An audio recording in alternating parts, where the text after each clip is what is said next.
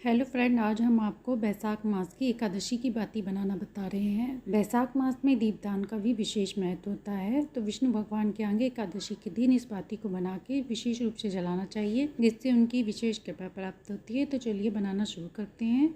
इसके लिए हमने कच्चा सूत लिया है, इसको हम 51 बार इस तरह लपेटेंगे। तो हमारा एक राउंड होगा ये पूरा इस तरह, तब ये 1 माना जाएगा। ये 2 हो गया, 3, 4, 5, 6, 7, 8, 9, 10, 11, 12, 13, 14, 15, 16, 17, 18, 19, 20, 21, 22, 23, 24, 25, 26, 27, 28, 29, 30, 31, 32, 33, 34, 35, 36, 37, 38, 39, 40, 41, 42, 43, 44, 45, 46, 47, 48, 49, 50। तो ये हो गया 51। तो इस तरह हमने इसे 51 बार लपेट लिया और अब हम इसको निकाल लेंगे। तो दोनों साइड से इस तरह से हाथों से करके निकाल लेना है। ये बाती एकादशी के दिन विष्णु भगवान के आगे तिल के तेल में या शुद्ध घी में जला सकते हैं। वैसाख का महीना भी कार्तिक के महीने से कम नहीं है, बहुत पावन और पवित्र महीना है। तो इस दिन की आराधना भी विशेष फलदायी होती है। तो अब हम इसे 3 पार्ट में डिवाइड करेंगे। तो इस तरह से नाप लेते हैं जिससे ये हमारा 3 पार्ट में हो जाए। तो हम कैंची की मदद से इसको काट लेंगे। तो ये हमने 2 मोड़ कर लिया है और ये तीसरा इस तरह से फोल्ड करके बराबर से नाप के 3 पार्ट में डिवाइड कर लेना है। तो ये हमारा एक पार्ट कट गया।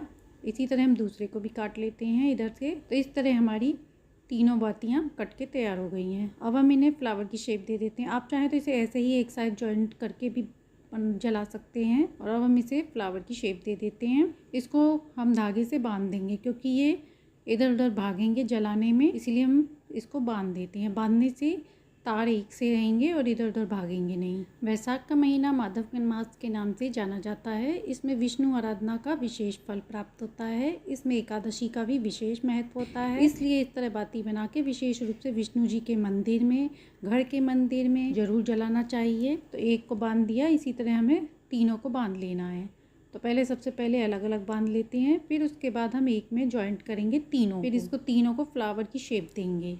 तो अब ये 2 हो गया और ये 3 हो गया। तीनों को हमने इस तरह से ले लेना है और इस तरह से हम इसकी फ्लावर की शेप दे देंगे, जिससे ये देखने में सुंदर लगेगा। अब इसको तीनों को एक बार फिर बांध देते हैं। तो इस तरह से हमने इसे बांध लिया है। अच्छे से बांध लेना है जिससे ये निकले ना। ये देख सकते हैं फ्लावर की शेप बन गई है और देखने में भी अच्छी लग रही है। इस तरह हमारी एकादशी की फ्लावर बाती बन के तैयार हो गई है। आप चाहे तो इसे ऐसे ही जला सकते हैं, शुद्ध घी में इस तरह से रख के। अब हम आगे से इसकी ऊपर से बाती की शेप दे देते हैं, जिसे जलाने में आसानी रहेगी। थोड़ा सा हाथ में कॉटन में ऑयल लगा लें या फिर पानी लगा लें या फिर कच्चा दूध लगा लें और इस तरह से हाथों से कर लेना है। कॉटन को इस तरह से कर लेना है जिससे पतली सी इसकी एक शेप बन जाए। तो इस तरह हमारी ये शेप देख सकते हैं बन चुकी है और बाती भी कितनी सुंदर लग रही है। अब हम इसको हल्दी कुमकुम लगा के इसको पूज के इस तरह से हम किसी भी दीपक दान में कर सकते हैं, मिट्टी के में हो। तो इस प्रकार हमारी बैसाख मास की एकादशी बाती बन के तैयार है। इसे आप विष्णु मंदिर में जला सकते हैं। वीडियो अच्छी लगी हो तो शेयर करें, सब्सक्राइब